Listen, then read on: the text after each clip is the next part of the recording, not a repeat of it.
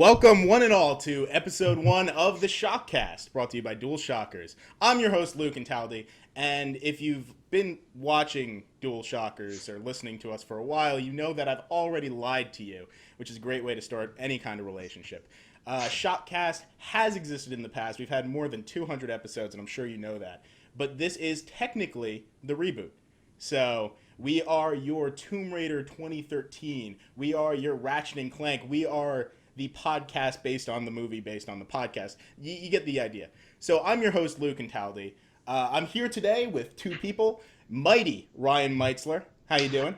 I think I'd like to say that we're more like the Resident Evil remaster of podcasts. Podcasts that we're still giving you the classic experience, but in a new HD-ified, shiny way. So yeah, good point. And then we'll get the Resident Evil HD remaster afterward. So yeah, no, we're gonna reboot this a million times. Yeah, exactly. Okay, so you are a veteran, of course, of ShockCast.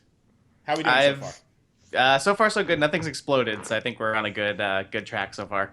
Okay, perfect. Also with us, we've got Chris Conlon.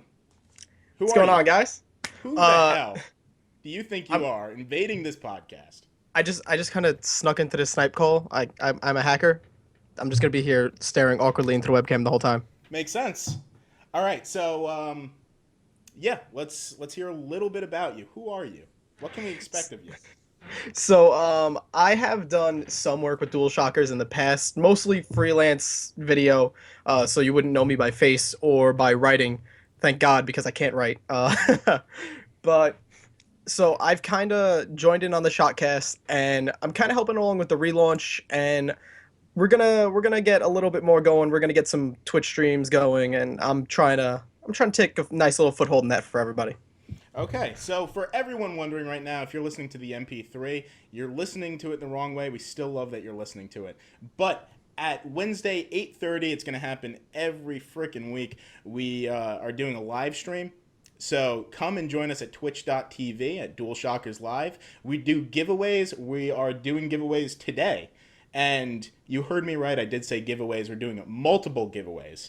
The one that we advertise is Dark Souls 3, and that is going to be at the end. Sorry. But we're also doing a little one in the beginning. So hopefully people win that, and we'll tell you what that is very soon. Let's do some brief introductions. This is the first episode. We got to know each other. We got to know the audience. We're also keeping a look at the chat right now. So if you are chatting on twitch.tv / DualShockers Live, we're seeing what you're saying. And people are noticing some underwear on my backdrop. So that's great.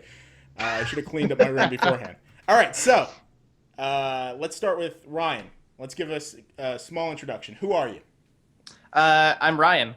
Hi, Ryan. That's it, right? That's all I need to say? No, I want to hear who you are. Who the fuck do you think you are? What is your position? When did you join Dual Shockers? Stuff like that. So I joined about 3 years ago, and I started as a staff writer, and just recently I'm now our features editor. So I'll be working on bringing some original new stuff to you guys soon, once we get that underway. I guess in terms of stuff in the games industry I've done before, I did some writing before that at one or two smaller sites. But working with Dual Shockers has kind of been my main thing I've been doing now. And obviously it's been quite an experience. It's been a lot of fun getting to go to a lot of really cool events, check out some great games, talk about Smash Brothers and get made fun of a lot. It's great. So yeah, that's been about it. So okay. So we're going to do this for everyone. What's your favorite genre and what consoles do you own? Does Smash Brothers count as a genre? Kind of. It is definitely a sumo wrestling, I'd say, genre. It's not fighting. We're not starting this battle now. You cannot make me start this battle now, but that's fine. Yeah. I don't know if I have a particular favorite genre. Smash Brothers is my favorite game, so I'll go with that. And then in terms of consoles currently I have PS4, Xbox One, Vita, 3DS, and PC is mostly what I play as. So yeah, I have a bunch of stuff. Yeah. All right, Chris, you're up next. You already said who you are. You already said what your position is. You joined DualShock. You snuck under the radar. You basically just showed up to the Skype, and now you're in Dual Shockers. So, what have you done before? Game industry, game press wise. So game industry and gaming press, I've really only like I said, really done the freelance video for Dual Shockers. I mean, I've sat through the hell that is like working in a GameStop. Does that count for anything? That kind of, I mean, That counts. It's slave labor. That like kind of Like, counts. it's essentially slave labor. I was an assistant manager getting no benefits, so yes. All right, perfect. So what is your favorite genre? What consoles do you own? Favorite genre is hard. It's not a It's genre. or is it? More on that later, but keep going. Probably I would say role-playing games. I'm a big fan of turn-based strategy games as well, and I like shooting things like everybody else. Uh, Favorite game franchise is definitely Mass Effect though, the one All that kind right. of blends in most Yeah. of my favorites. All right, that works. And consoles. Go.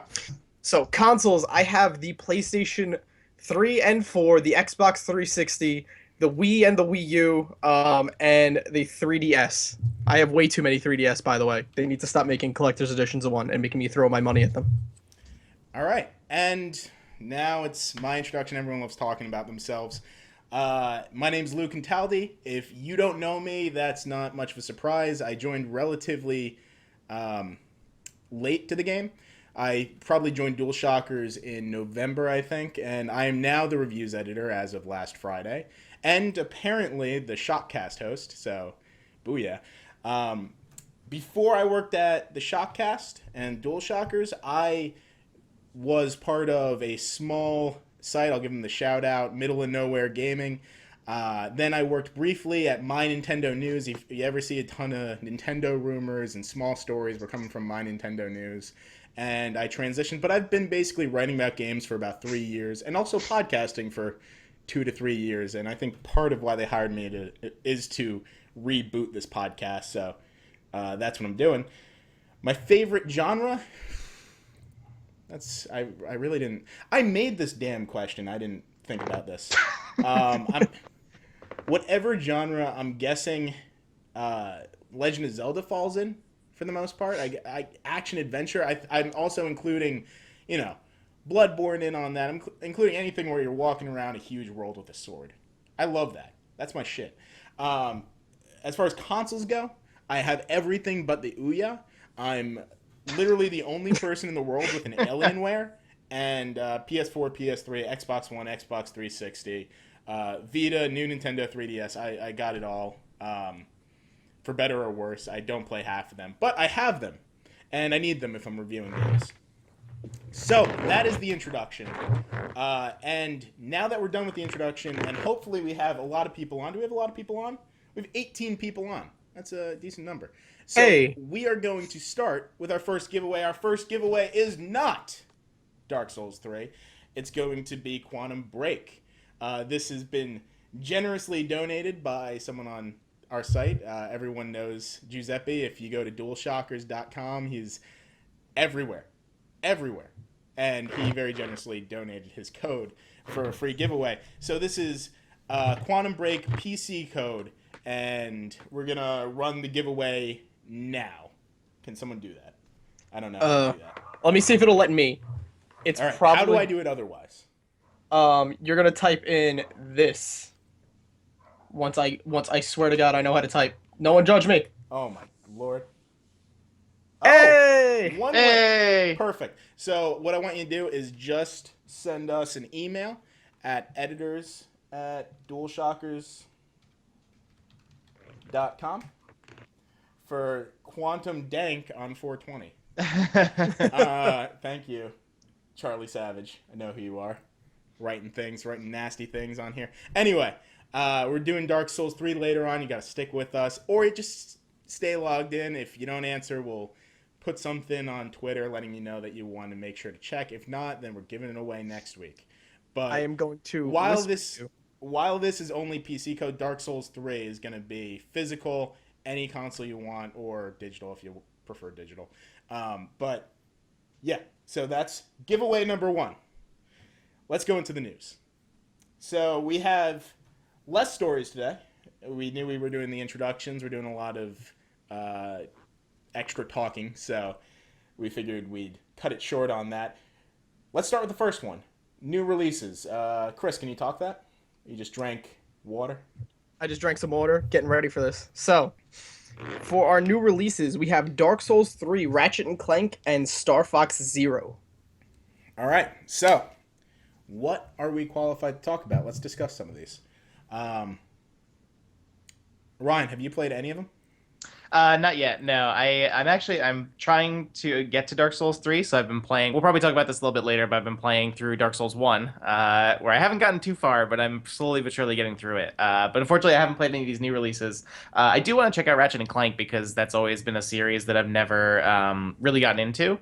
And I think especially just because, like, A, because of how beautiful that this new Ratchet and Clank looks, and B, it's kind of like a reboot sort of thing. So I feel like it's definitely, if you're interested in the series, it's probably a good way to kind of get in and jump into it.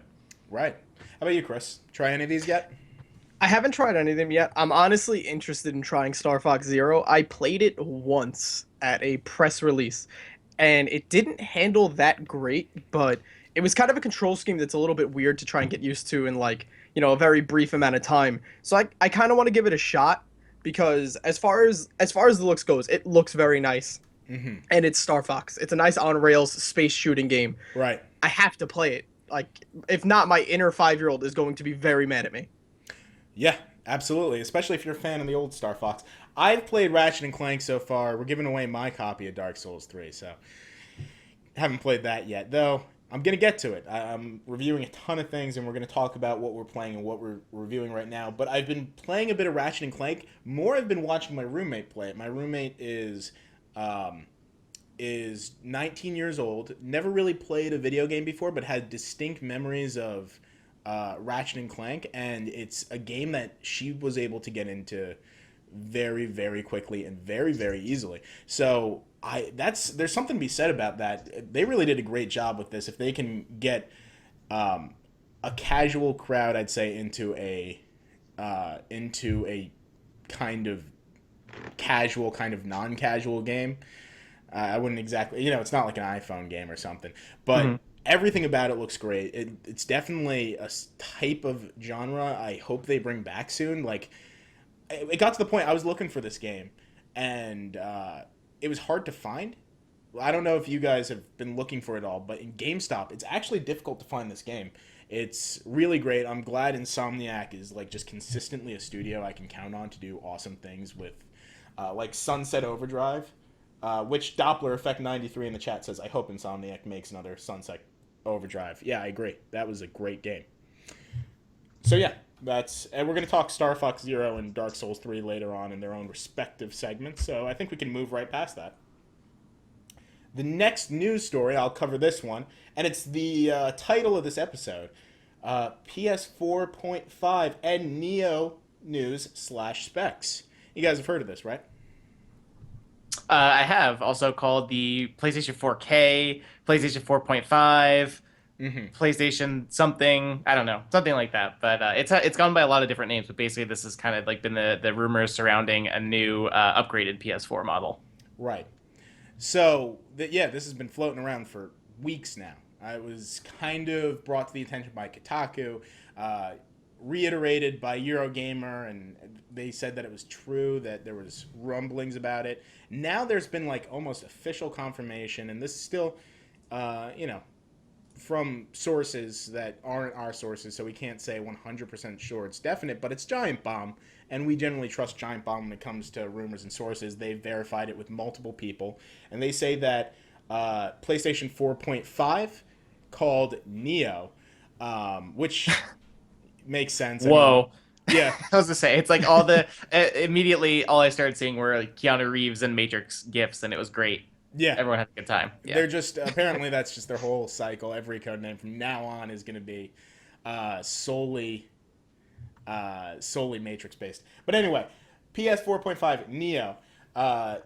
They say multiple sources have confirmed for us details of the project, which is internally referred to as Neo. There's no official price, but there's rumblings about $399.99 around that 400 limit, or 450 based on the internals, which I don't think they've settled on. The documentation says that they're upping the CPU from 1.6 to 2.1 gigahertz. They're upgrading the GPU and increasing the memory by about 24%. Interestingly, they said that all games would be working on this PlayStation 4.5 Neo. Let's just call it Neo. I don't want to keep saying both of them. All games are going to work on Neo, but Neo would be able to offer a special setting, I guess, which would boost the games, all games going forward, hopefully, and offer better frame rates and better textures and better visuals and all of that. This could retroactively be applied to older games. If you wanted to play The Last of Us Remastered, it could happen. But Naughty Dog or whoever the developer of those old games would have to go back and proactively make a patch or upgrade, which sounds very difficult. It sounds like a logistical nightmare, but we'll get into that. Also, they said you can't include exclusive gameplay options or features. So you couldn't go on Rocket League if you had a PlayStation 4.5 Neo. Damn it, I'm breaking my own rule. You couldn't go and find like a new car because you have Neo. And these are all associated with the documents. Of course, any of this can change at any time. I want to hear what you guys think about it, and I want to see what the chat thinks about it. So I guess I'll start. To me, it's gonna have to give us something for me to justify even purchasing it when I have a PS4 already. Like upgrading the specs on it is fine. I'm not really like a savvy computer person when it comes to like tech specs. To me, it doesn't seem like it's enough for me to justify spending another $400 on something I just bought. What was it, like 2 years ago, 3 years ago at this point? Mm-hmm. It to me, it's not enough. And VR, like the concept of that being like an exclusive feature to it, VR doesn't totally get me yet. So there's nothing in it that to me screams I have to go out here and I have to drop another $400. Right. Yeah. I mean, I think that's what a lot of people are saying. I'm looking at the chat right now and I'm trying to read a few things off. Bond says, if it's just graphical changes, I don't care. If it makes VR better, I may have to get one. Dalo says, I'm very skeptical about PS 4.5. I still think it's a bad move. And Quasi-Monk says, it's what PS4 should have been in the first place. One reason I wasn't an early adopter.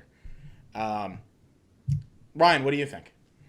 I think that's definitely a good point. What they were saying about being an early adopter versus jumping in now, where obviously, I think part of my feelings on the new console are, kind of mixed because of like kind of what we've seen already with Nintendo with the 3DS and how they've released like the new 3DS, and how I've kind of had this experience where it's like you get I've had a 3DS and I've upgraded from an original 3DS to a 3DS XL because I wanted the bigger screen. Mm-hmm. But then now obviously we have the new 3DS, which is has better graphical performance, things like that. So I mean that's really what I think is most likely going to happen with the PS4 4.5 Neo, whatever it's called. Right. Where it is gonna, I don't think it's gonna be major upgrades, but I think it might be substantial enough where there may be, they haven't said they're gonna be like, I mean, they haven't really announced this yet, but there aren't gonna be like exclusive games for it or anything like that we know of so far. From what it sounds like they're gonna try to make everything work for both systems, but obviously, an example I had with this was with Hyrule Warriors Legends, where that was a game that worked on both the 3DS and the new 3DS. But the game is just a technical mess on the old 3DS. It's just the frame rates are really, really bad on that game, and that's kind of what was a big part of my review, was that the technical problems were so big. So part of me I think kind of worries that might be a situation we might run into, where it's the games will work on the older system, but they just won't be up to the par, because then essentially developers will have to tailor their games to the higher end system. I think is what seems to happen, especially with VR. I think that seems to me what the biggest benefit this system would offer is improved VR performance. Right. Yeah. So I'm going to read a little bit more of the comments. Mr. Muscle says, if Sony makes the 4.5 mandatory for VR use, then I'm going to bust a nut. But you guys believe this is going to happen? I believe so because of the 90 FPS to keep the nausea away. And Doppler Effect says, it is potentially a big gamble for Sony. The price will need to be right, and I'm not sure how it'll be received. They are releasing VR at the same time. Hopefully they won't distract consumers from it. Yeah, so I'm gonna voice my concerns. I don't like it, and I know a lot of people are saying that it's just an upgrade. If you don't like it, you don't have to buy it. But I do think that it sets a bad tone, um, and really how PlayStation's been winning this, Sony in general has been winning the race so far is just their goodwill attitude. They've been able to say, at E3, they're able to say, this is how we share games when Xbox One is being limited and, just passing a game to each other. They've been able to ride on the backs of goodwill for gamers. And I think that that's my biggest concern. They just, yeah, they're really kind of ruining that goodwill if they're saying, all right, all you early adopters, everyone who supported this so far, you should have waited because we're going to come out with something 2 years later and not going to tell you about it. Because honestly, this is probably somewhat in development 2 or 3 years ago. They might have mentioned it. Or even better, they should have probably considered some sort of port or something that they can add. And I don't know. I doubt this is even possible. Maybe more accurate would be quick or easy proficient upgrades like the hard drive is. The hard drive is super easy to replace for the PlayStation 4. They should have considered that for all the component parts so that you could just buy a kit maybe to upgrade it yourself. I've never believed that as an option. I just feel like that's way too complicated for, I feel like because I feel like the big part of consoles is their just ease of use. And I feel like once you get into the realm of offering basically what would be like, upgrading a PC, I just think I don't think it's going to fly with what the console market would offer. So I don't know if it would be something where it's like, oh, here's a kit to to take out your processor and put a new one in and blah blah blah. I think that's not gonna. I feel like it would have to be either a trade-in. The way that I kind of feel like and what seems to me makes the most sense is if it's a system like a cable box or a modem or something like that, where you just go in and you basically like trade it in, you get the new model. I feel like is gonna be the option they would have to go with, I think, for a console. So depending on whether that's like a trade-in program or something along that line, I think that makes more sense. Right. And I want to echo some of the concerns I heard from many people I'm sure here listen. We're talking PlayStation. Many people listen to Colin Moriarty over at Kinda Funny and P.S. I Love You. And I was listening earlier today to their new episode, and he brought up a great point of the developers. This is going to be a logistical nightmare for the developers, and maybe why didn't they just wait for PlayStation 5, wait another 2 years, and they could have said it was a shorter cycle. But now PlayStation, there's going to be this long double split system, basically, where people are going to feel burned by this, I'm sure. And regardless if that's justified, I'm not even talking about whether it's justified, because I'm the kind of person who'd go out and buy it. Hell, I might even be the kind of person in the position that I am that I might even get it. We might get it for free because we're working in Games Press. But I'm less concerned about that because I go online and I could see 100 people being upset about it. And that's what's more concerning to me is the goodwill they may lose in this system. So, yeah, that's my concerns. Let's see if there's anything else they're saying in the chat. You guys notice any standout comments? Dalo again says, I wouldn't have a problem if this happened in 2018. That's 5 years after the PS4 release. This is a reasonable console cycle. I feel like that definitely feels a bit more like what we've been used to with like a 4, like generally most consoles I feel like we've seen 4 or 5 years kind of be the average lifespan of a console, give or take. I think as Quasimonk kind of points out, I feel like with this generation especially, this was definitely more of an incremental generation of consoles rather than last generation, because I mean when you look at the generation of the 360 and PS3, that era, that generation lasted almost a decade just on like on that hardware pretty much. Right. Versus, and then we had the Xbox One and the PS4 come out, and while they're good consoles, they're not, they're definitely not, I think, the shift that we saw with the 360 and the PS3 bringing us into the HD era. And the Xbox One and the PS4 were already kind of underpowered when they came out, and now I think this is kind of a band-aid where it's like this is going to be, just to get a little bit more mileage out of this console generation, I think. Yeah, I suppose. I mean, we're already seeing limits on the system when it comes to, for instance, Fallout. Right, yeah. Yeah, like, we are growing exponentially. I'm not concerned with the fact that this might be mandatory. Like, this might actually be something that the console needs. And I'm not questioning that. If that's what they're figuring out, if that's what the developers and publishers are asking for, I'm okay with that. Mm-hmm. I'm worried about the message it sends to the consumers. Yeah, I just think that it's not a good platform for them. It's something that they're gonna have to spin really, really well because too many people aren't on board. And I don't think simply saying, "Oh, it's simply a gameplay, graphical, frame rate change. It's not anything too big." That's not gonna be enough to cut it, in my opinion. Yeah, to me, it's just like the message they would be sending is if they put it out like that is might as well go out, save up some money, and buy a gaming PC. Because the reason you get a console, at least the reason I do, is it's a little investment you make, and the normal cycle has been about like what 7-8 years until the new one comes out. Another maybe 2 years where something gets supported in it still. That's why I buy a console. Financially, it's a little bit more feasible to me than dropping over $1,000 on the gaming PC. Right. But if you're gonna tell me hey, 2 years down the road, guess what, guys? Ever-changing world, you need to buy a new one. Why don't I just buy a gaming PC, make that investment, and not have to worry about, only have to do small incremental upgrades on it? Yeah, great point. Great point. All right, so let's move on from there. We might get questions about it later. But next, this one flew under the radar. DualShockers was the first to notice it. Ubisoft trademarked 1666. This is extraordinarily relevant. It was a big story that didn't really cause too much of a stir, but will down the line if something happens with it. For those who don't know, it's been nearly 3 years since codename Project 1666 was put on an indefinite hiatus.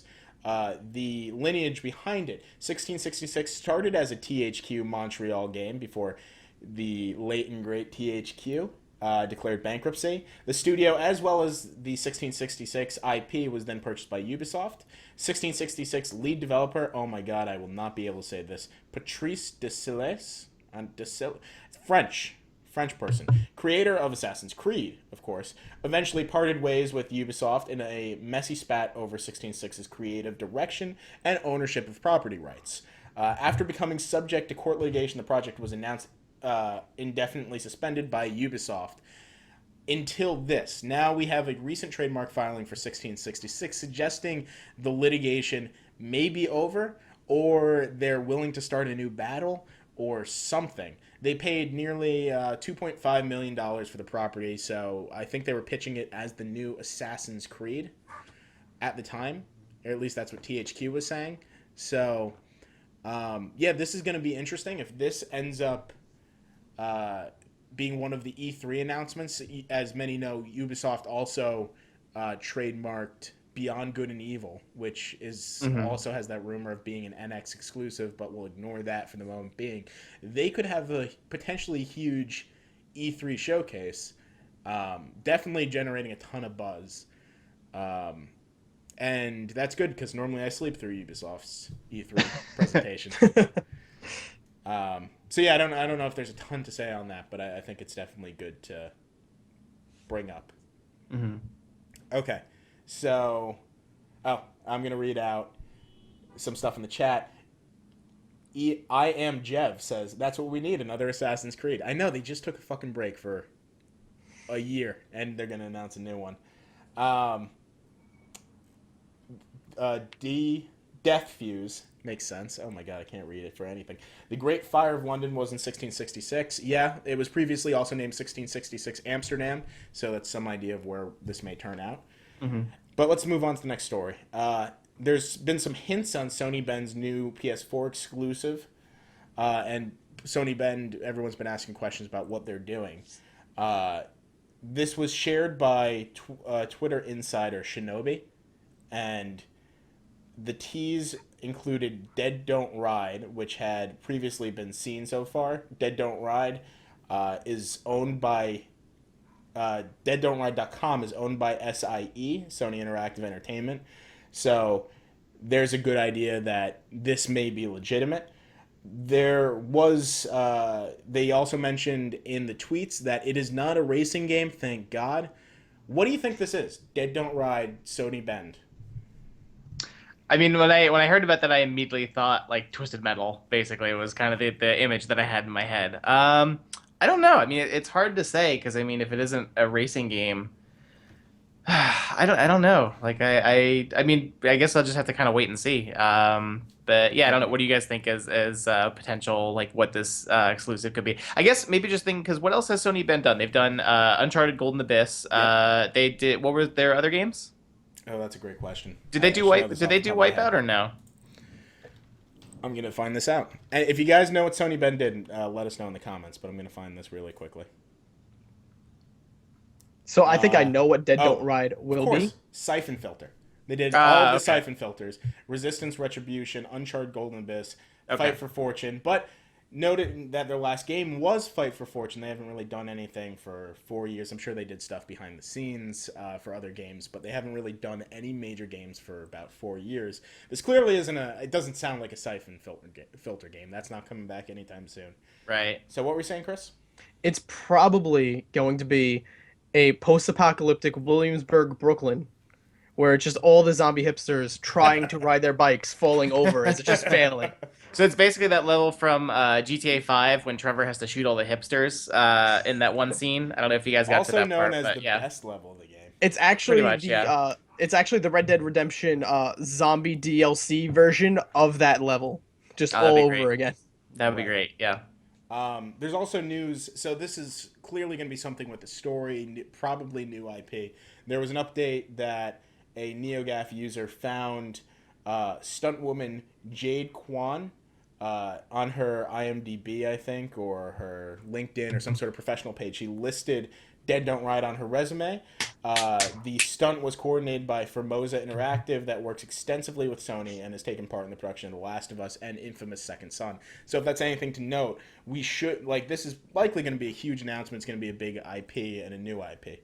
Mm-hmm. So that's good news. It sounds cool. I'm excited to hear. I'm just wondering because there are all these exclusives that Sony has kind of down the pipeline where they have Drawn to Death, Dead Don't Ride, Let It Die. I'm sensing a theme here of their games of a lot of death coming up, but we'll see how it goes. Right. All right, so Ryan, do you want to cover the next one? Yeah, sure. So Lou, you get a beta, and Chris, you get a beta, and I get a beta. Everyone gets a beta. There were a lot of different betas happening over the last week or so. So we're just, I guess, to briefly go over them. There was Battleborn had their open beta. Doom also had an open beta. I believe Overwatch just finished their closed beta, or it's ending soon.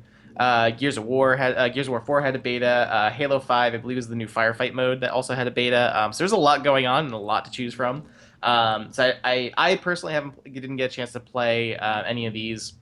So if anyone in the Twitch chat wants to share their thoughts about any of those games that they got to play over the last week, feel free to share that. But I think we could start because Chris, you said you played Battleborn, right, over the last week? Yeah, so I got to play a lot of Battleborn, and that game is a lot of fun, man. That game is a lot of fun. It blends. It's not like a true MOBA game, but it blends MOBA and like hero shooter very well. The only thing that like I kind of felt while I was playing it was the single player story. I played one level. No, I'm sorry, I played both levels, but the first level I played, the humor didn't feel very Gearboxy. It felt like someone trying to make a Gearbox humor. Right. If that makes sense. Mm-hmm. Yeah, so it's like I guess for those that don't know, the game's made by Gearbox Software, who previously did the Borderlands games. Right. Yeah. So like, it was It was weird because like you'd have characters like I mostly played through the beta as Oscar Mike, who is like Hmm. the most basic shooter character, but he's also really stupid. And he was just listening to the things he was saying was awesome. He was the mix of terrible puns and not being able to count to three.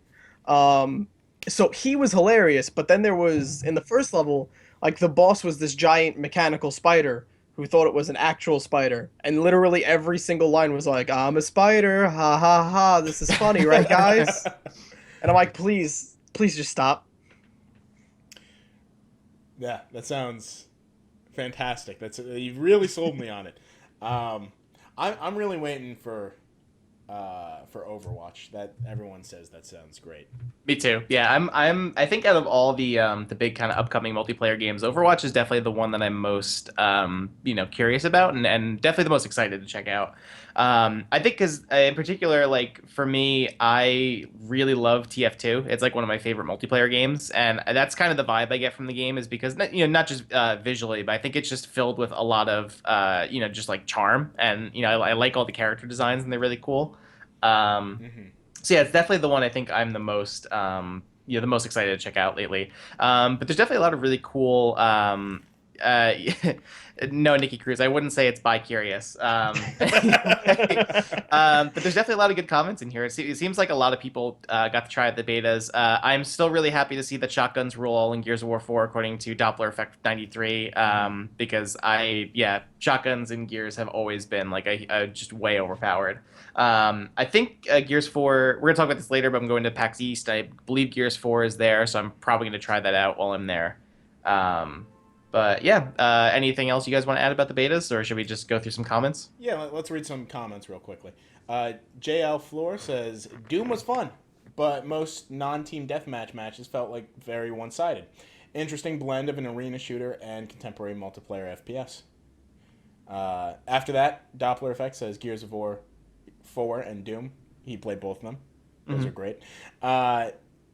Mr. Uncle Muscles says Doom characters too much like Halo characters. Yeah, I feel like out of any of them, like Doom, I've heard kind of mixed reactions to so far. I know when I saw the trailers and when I saw the demonstrations and stuff at E3 last year, I thought Doom looked really cool. They added these kind of like almost Mortal Kombat type fatalities in there where you could like execute enemies and do all that. But it definitely I would say that the kind of generic the generic character design's a little weird that everyone has said that they basically just look like Halo Man, where they're just like, rolling around these like Master Chief sort of knockoff armors and stuff. So, but I am I'm still like looking forward to checking that out and seeing what the game is like. Probably more the single player than the multiplayer. But I'll definitely check it out. Right. So yeah, I think it's safe that we can move on to listener questions. So, Chris, can you read the first question that we have? Also, we don't have a ton of listener questions yet. This is our first podcast, obviously. So, if you have them, say them in the stream. Also, we're gonna set up an email. I'm not sure where we can do that right now. You can email us at Louis, Louis. My name's over somewhere there, down, at dualshockers.com. And don't send me pictures of your penis, but you can send me questions. See, now that you mentioned that, I know. Now you've asked for it, so. But Lou, can they send you questions about the picture of their penis? If it's a medical question, I will answer. If Okay. there is an issue. He's on record for saying that. Hold him to a chat. Yeah, exactly. We have it on tape, so.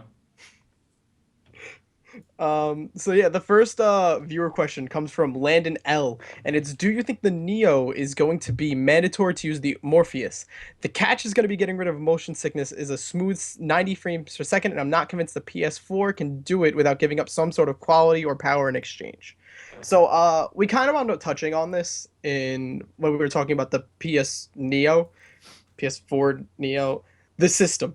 And I would say yes. It's probably going to be something that'll at least be required for it. At least for certain games, because like what they show at the PlayStation Experience, was it Eagle Flight? Yeah. I think was one of them. That was Yep. Eagle Flight. Yeah. I don't think you're going to need to upgrade your system to play Eagle Flight. But for certain other ones, there's probably going to be some kind of requirement that the actual PlayStation 4 at this point can't handle. Yeah, so I don't think it's going to be required. I don't think Neo's mandatory. That would be something they really would have to put or let us know early on because everyone's already pre-ordered their stuff. Yeah, I think they really can't afford to do that because essentially it's been about 2 years or so, I think, since we've at least known about Morpheus, and I think they can't just bait and switch people where it's like, oh hey, here's PlayStation VR, it's coming out this fall, but then a couple months before, then they're like, and you have to get a PS 4.5. I just don't think they can afford to do that. Right. All right, so moving on to the next question. Auj Dre says, what do you guys think of the new Destiny April update? Who here plays Destiny? I used to. I haven't played it in a while, but Right. Oh, we just raised hands. That totally doesn't work for MP3s. Oh. That was, Oh yeah. that was Sorry, me and Chris, iTunes I believe. listeners. And it's less playing so much as has a Destiny addiction from time to time. So what do you think of the April update, Chris? I'm having way more fun with this update than I've had in Destiny since like the Taken King came out. And it's not because there's this great influx of content. If you're looking for something else to do since the Taken King came out, don't play it. There's Right. going to be about maybe a week's worth of new stuff to do if you take your time. But it's an amazing quality of life change. I went from 313 at max with gear I didn't want to use when the update dropped to I am 327 now. And if you've played Destiny, you know that is a crazy jump in a week? A little over a week? Yeah. Maybe like a week at most. But I agree wholeheartedly. While I wouldn't say that I guess I'd say there's not a ton of new content, but Prison of Elders is awesome. It's always been awesome. It's way better now. I really enjoy it. Like, it's a great way to like just chill out. It's not as difficult for like end game players, but it's like just a fun way to sit down and like waste time in Destiny. And I like that they give you those options, so you don't just have to sit there and do strikes. Like that's now a viable option. And yeah, quality of life changes were fantastic. I think I go on every time and I could play for an hour or two and I'll definitely get my light level up at least 2 or 3 points. And that's awesome. I can't believe that they've listened to the community so much on that. Because I think that they have been having communication and transparency issues up to this point. So I'm glad they're making some fixes, especially right before, well, not right, we're months before, but months before their next thing's coming out. All right, so next, Pat Gar 36 says, any thoughts on the Star Fox review scores today, or lack of being able to produce one? We're going to talk about that later. So we're going to table that question. After that, Death Fuse, I have a simple question. Destiny or Division? It's a good one. I haven't played Division yet. I am planning on playing it at some point. So I guess I have to default to Destiny. But I am definitely going to check out the Division at some point. Destiny, I feel like hasn't really grabbed me consistently. I've just kind of been playing it whenever there's been new content coming out. So I played it for a while. And then stopped for a while. Then I played it again when Taken King came out. Then I stopped, and then I might pick it back up again for some of these April updates and see what's in there. But yeah, what do you guys think? So I am on the side of Destiny, and I play both. My main reason is, and I've talking to people about this both at my job and my friends as a whole. I will never contemplate picking up the Division if I don't have 3 friends who are also going to play the Division with me at that time. Right. Yeah. Not saying that the game isn't fun, but it's not fun when I'm playing it alone. It requires teamwork to do, and I haven't even touched the incursions yet. Honestly, I haven't felt like the desire to do it yet. But it's a good game, but I will go Destiny every time. Mm-hmm. For me, and this is a very easy question for me, and it's not easy because I have a definite preference between the two after solidly playing both games for a long period of time. I really only played Destiny for an extreme stretch, And that's because, as you know, reviewing games and all that, I really don't have the time to invest in the division like I did for Destiny when it came out. Um, but from what I've noticed, I've gotten maybe 10 levels in. Um, I just prefer Destiny, and I'll give you the reason. Not so much for the story, not so because I think the story's more interesting in the Division. I think the setting is possibly more interesting in the Division. I need to explore more, but um, I definitely think the mechanics feel better to Destiny. Like that game feels like home. It really does. Like I could just pop it in anytime, and it just feels great. Um, but all right, let's get to one or two more questions. Death Fuse again. Do you guys all live in New York City? We're Dual Shockers. So, Dual Shockers, of course, New York based. New York City based. Do we live in New York City? I do. I do. I don't. No. I live currently on Long Island. Pride of Long Island, kind of Dual Shockers. But, yeah, so that's your answer. Number 8 Axel, who is Dual Shockers' very own Steven Santana, says, "Hey, Ryan, has Ryan completed the previous Witcher games yet?" I played 5 hours of the first one last year, and I need to get back on that because I really want to play. I really want to play The Witcher 3. So I'm definitely going. I'm going to at some point. I'm going to pick it back up on it, probably sooner rather than later, but not yet. But it will happen. All right, so let's call it quits there on the questions. Of course, if you have more, email them to me at. Can someone put this in? Can Chris, you put it in the chat? It's Louis, Louis, at dualshockers.com. And I will add them to next week. And so far, there's a very high chance that we're going to read your question next week. All right, so for those keeping track, we've got 2 more segments to go before we give the Dark Souls 3 giveaway. So just to keep you guys updated. Before we get into those segments, I have a fun development that happened. So, La Diablo, who has been very patient with us, does not have an Xbox One or a PC capable of running Quantum Break. What? So, he is willing to let us raffle off Quantum Break again. What a nice young lad. So we're going to be raffling off Quantum Break one more time. Hopefully that karma works out for him. So let's do it. Run the numbers. What's Crunch the them. name? I swear to God, I could type winner. I know how to spell. I graduated from college. Winner, winner, chicken dinner. Audrey. Audrey. Hey. All right. Hoppa. So she gets the PC copy of... I know her personally. So she gets the PC copy of Quantum Break. Good for her. All right, so next on the list. This is the topic of the show. Of course, Dark Souls 3. We're talking difficulty in games. We haven't played Dark Souls 3 yet. It's an epic sin. I know it is. But until then, we're going to talk about difficult games, what we think about difficult games, what are the hardest games we've ever had to play. So yeah, that's a great one to start on. What is the hardest game you guys have ever had to play? And also, let us know in the chat, too. It's hard to pin it on like a specific game, but one that always comes to mind is the Ninja Gaiden franchise. Before it became a terrible technical mess, those games were always very hard for me. Mm-hmm. Ryan? Single hardest game. I don't know if I have a single. Well, we could do single multiple hardest. games. What Multiple. are some- Okay. All right. There are two specific things in mind for me. One of which was not just game, but like specific moments.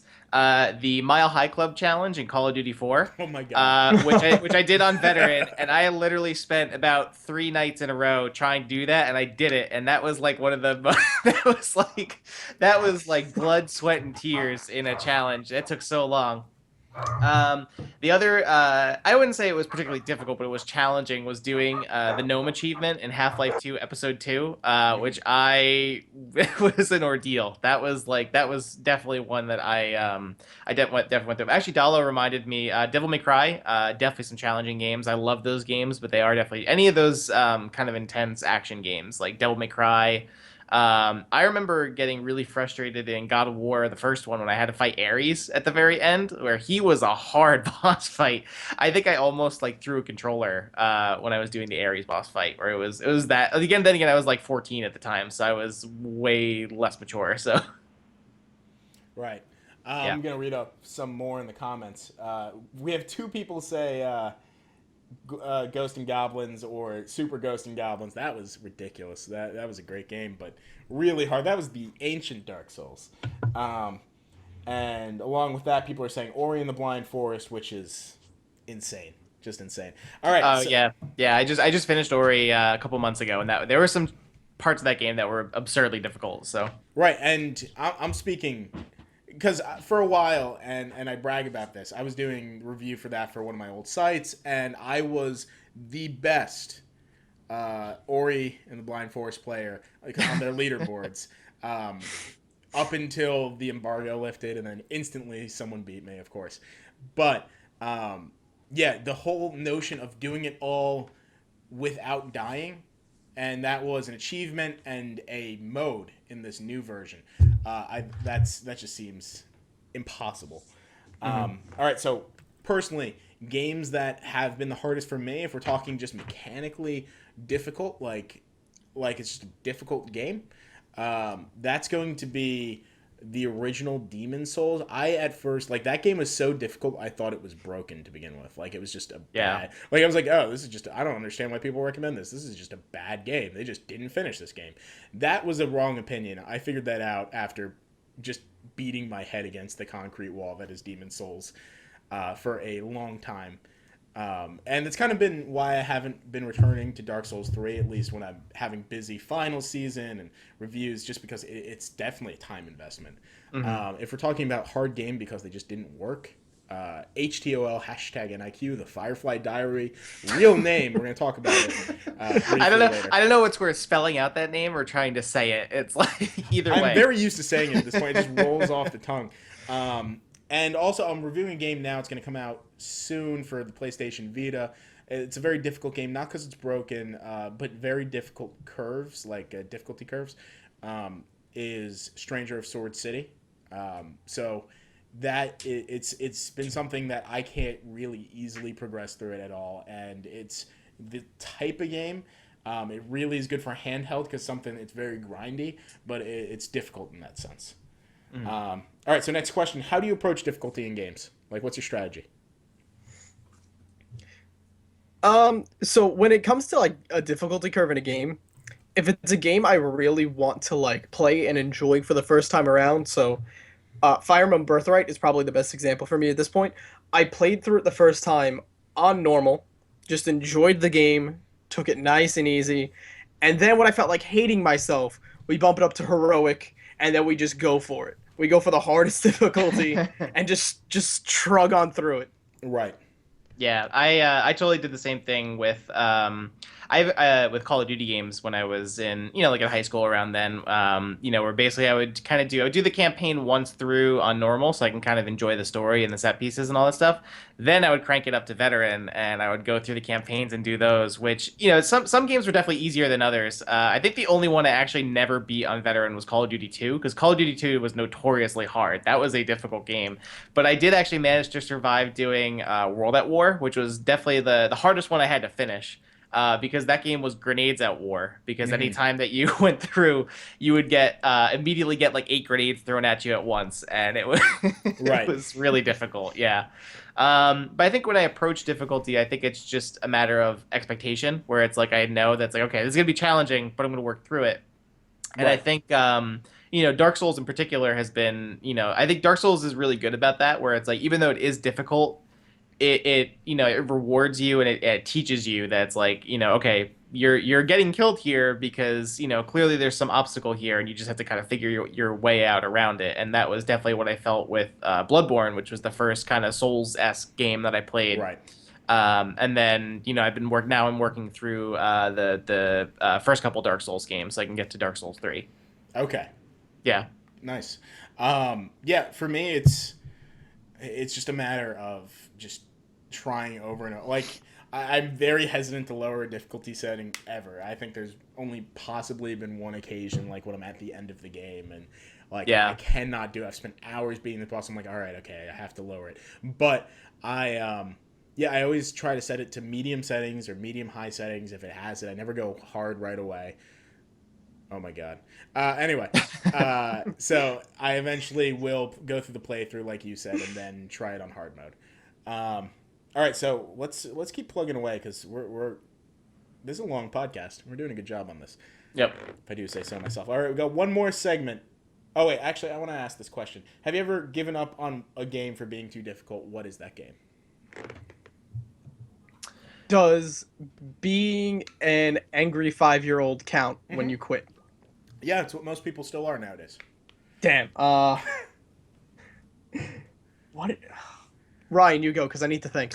Well, I'll say the only example that I could think of recently was when I played through Heavenly Sword like about a year or two ago, and I got to the very last boss, and I don't know, it wasn't even that the game was that necessarily difficult all the way through. I think it was just the very last boss I just felt was really cheap, and I was just kept getting frustrated because it's just like I was especially having a hard time with the controls, and I wasn't a big fan of the blocking mechanics in that game. I think that's where I was getting really frustrated, was I was trying to block, but half the time it wouldn't work, and I just got so frustrated that I just like I ended up just looking up the ending on YouTube. I know that's not what I like to do. I like to finish a game, but I don't like to get frustrated by games. So even when I play a difficult game, I stop myself before I get to that point where it's like, okay, now I'm just getting mad. So I think that's the only thing recently that I can think of.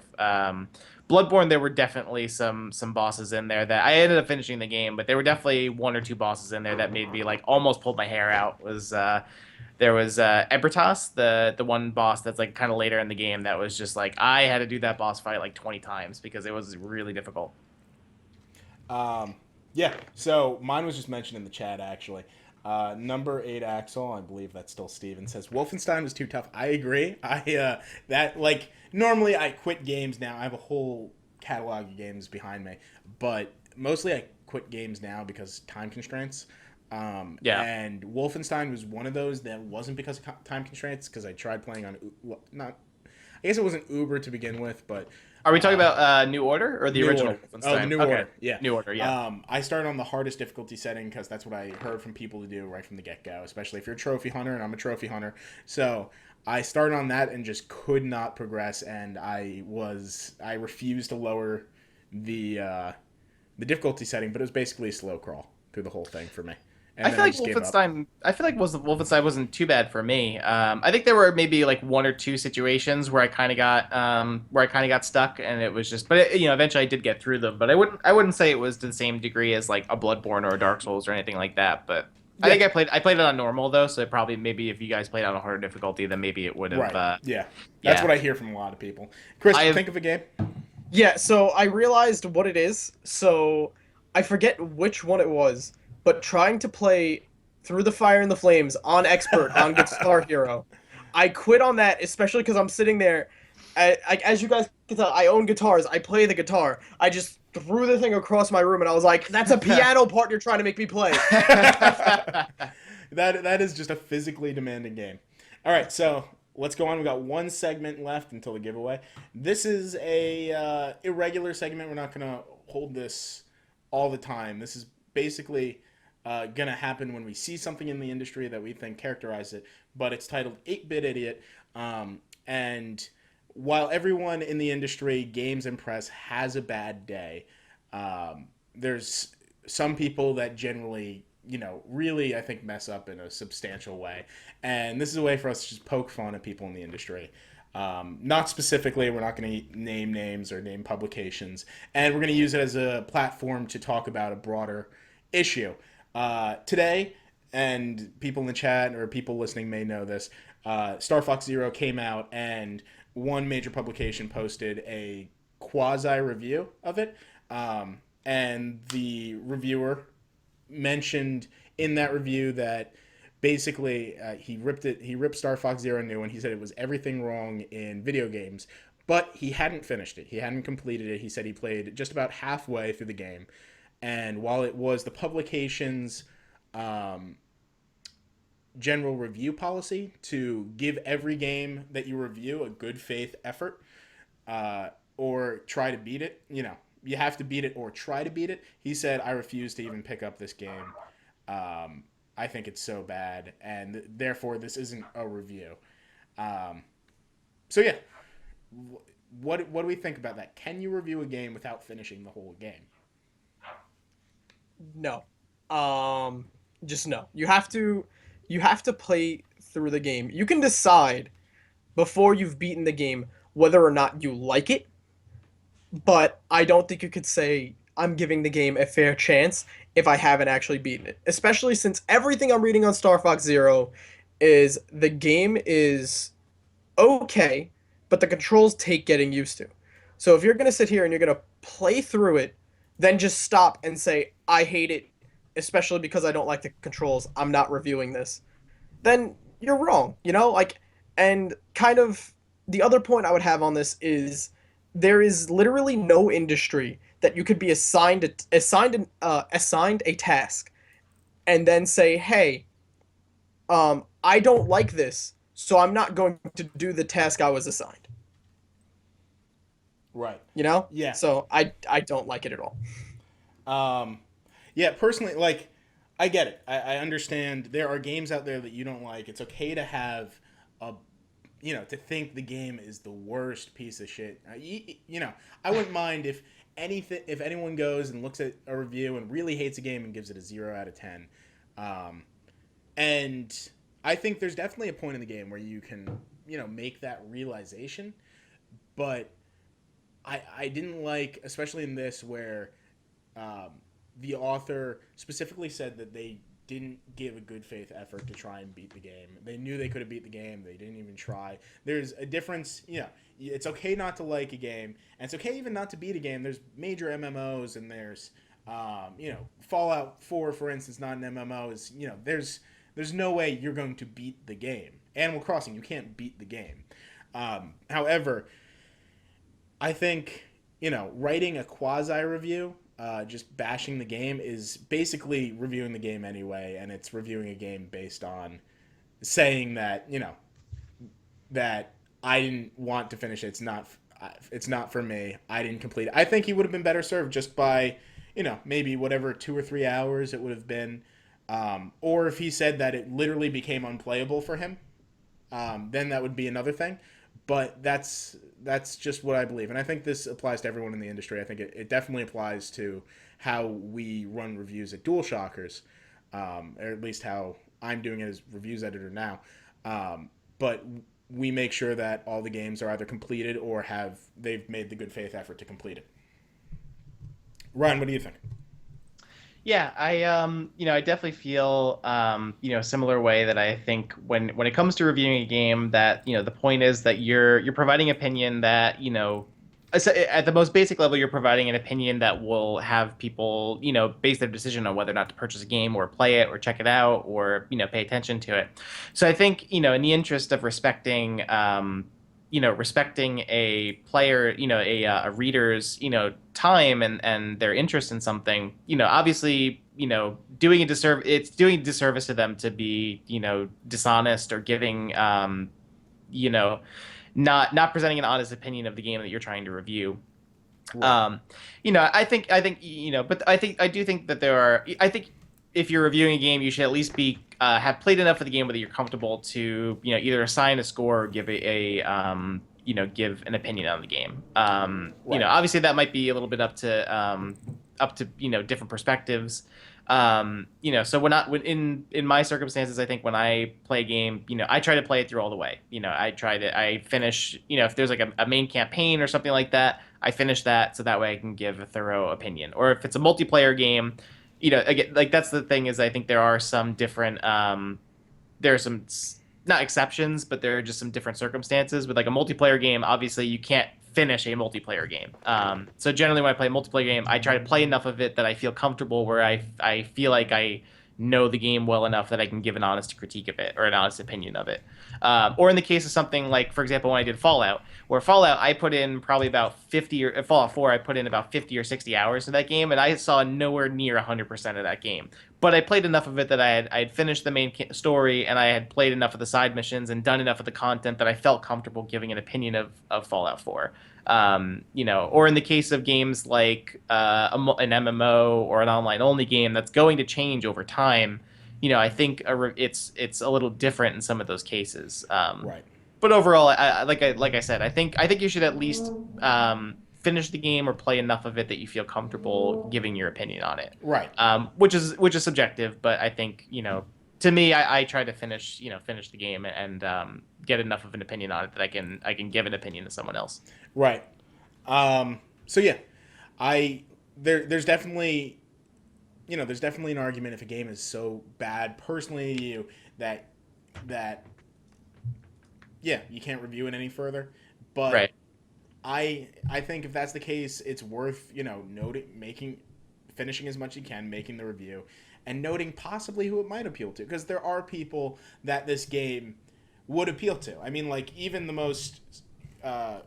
worst actual reviews, the ones that came out, said like basically, if you're a diehard Star Fox fan, if you like motion controls, it does work for an audience, and that audience cannot, sometimes isn't you, and sometimes you might think that most of that audience isn't you, but it's still worth noting, and I think that that's the in-service it did, and basically he should, I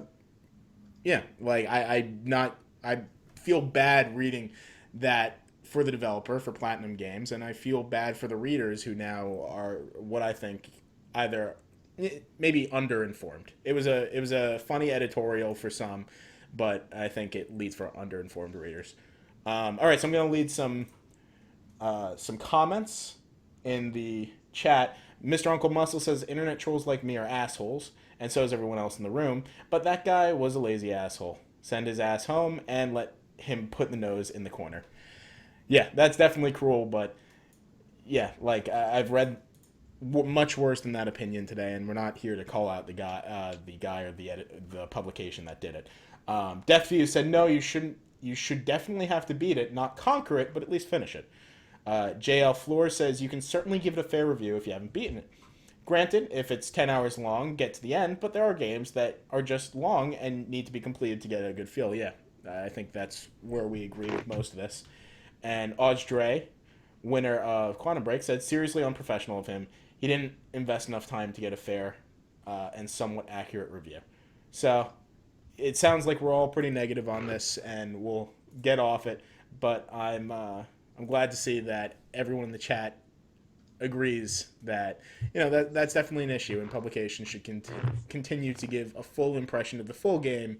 And it's good that he let us know that it was he only played half the game. It would have been worse if he didn't say anything and just posted the review that he only finished half the game. But yeah, all right, so we've gotten to the end of that. Now what everyone's here waiting for, we're going to see the viewer count drop, but we're doing the Dark Souls 3 giveaway. So this is going to be for any platform.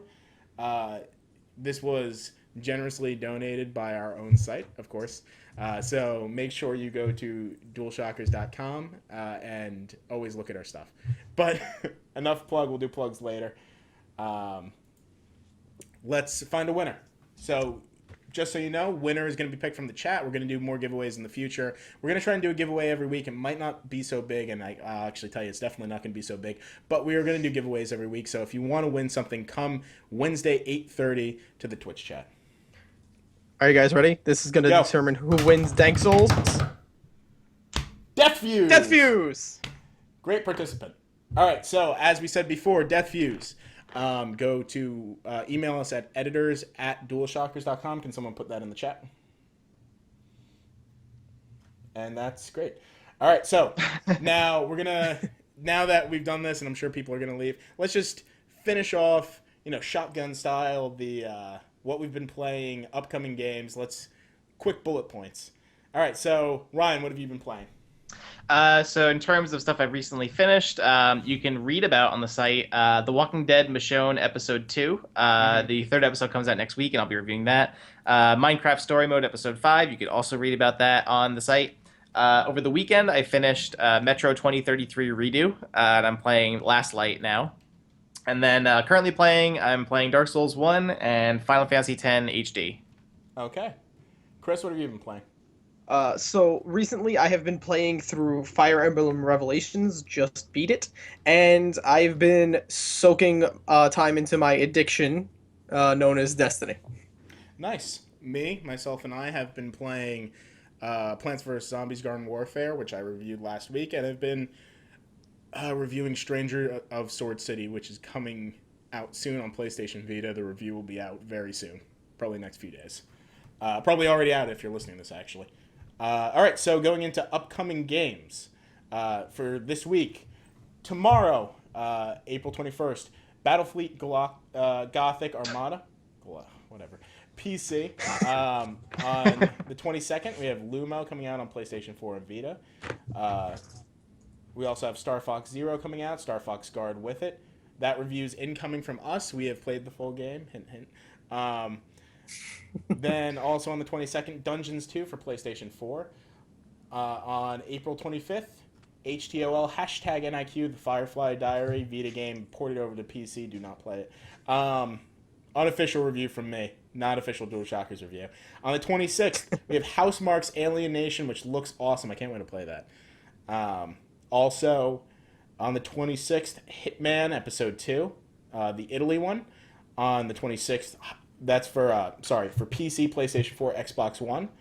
Hyper Devotion Noir, Goddess Blackheart on PC. King's Quest Chapter 3, Once Upon a Climb for PC, PS3, PS4, 360, and Xbox One. And last but not least, also on the 26th, Severed for PlayStation Vita, which also looks great. Mm-hmm. All right, so that is the end. If you like what we do, and you should like what we do, let us know. But you can follow us at twitter.com/DualShockers, facebook.com/DualShockers, instagram.com/DualShockers. Basically, go anywhere and type DualShockers. You'll get us. YouTube.com, we're a little bit different. We're DSTV Originals. And to come watch and be part of the show, you can have your comments read off and be part of the MP3. Join us every Wednesday at 8:30 p.m. We're going to try and do giveaways every week, but it's at twitch.tv/DualShockers Live. Of course, subscribe, and all of that stuff that you can do on Twitch. Also, you can find our round-the-clock news coverage, reviews, features, and editorials over at the main site, DualShockers.com. Come and keep the lights on. Make sure you turn off your ad block, all that fun stuff. So what do we have that we want to talk about at DualShockers? You're doing PAX East, right, Ryan? I am going to PAX East. I am going to pack my stuff immediately after doing this podcast. So, but yeah, I will. I'll be going to Boston for PAX East this weekend. So you can check out on the site. We'll have tons of. I'll probably be checking out about 10 games that I have appointments for, plus show floor stuff. So I'm gonna be checking out a lot. PAX East is probably one of my favorite gaming events of the year, so I'm really excited about it.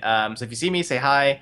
Otherwise, I'll be walking around, probably really tired and cranky, but really excited to check out PAX East. It'll be a lot of fun. There's lots of cool stuff. Also, make sure to check out, I'll be posting a ton of photos on Instagram, which will go to our other social media. So if you want to especially check out Instagram, and I'll get some cool photos during the event. All right. So, yeah. I'm, of course, going to have my review up soon for Stranger of Sword City, and go check out all the other reviews. It'll be great. Thank you, everyone, for watching. If you want to find me, you can find me at Twitter at Lou Contaldi. Ryan, where can they find you? Just my name, simply Ryan Meitler. That's my Twitter address. You can find me there. Okay. And Chris? You guys can find me at Mr. Moxyments on Twitter, and you guys should follow this Twitch channel because I might randomly pop up on it sometimes. Awesome. All right, so that is everything. Thank you, everyone, for joining. We're going to go offline now, but have fun listening to our outro. Bye, everyone.